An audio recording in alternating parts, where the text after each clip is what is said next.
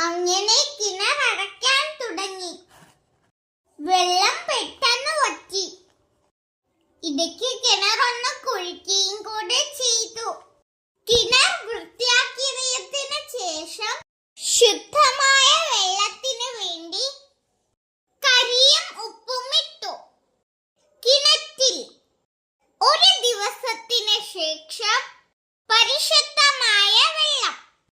പല ജലജന്യ രോഗങ്ങളും ഉണ്ടാക്കാതിരിക്കാനുള്ള ഒരു മുൻകരുതലാണിത്.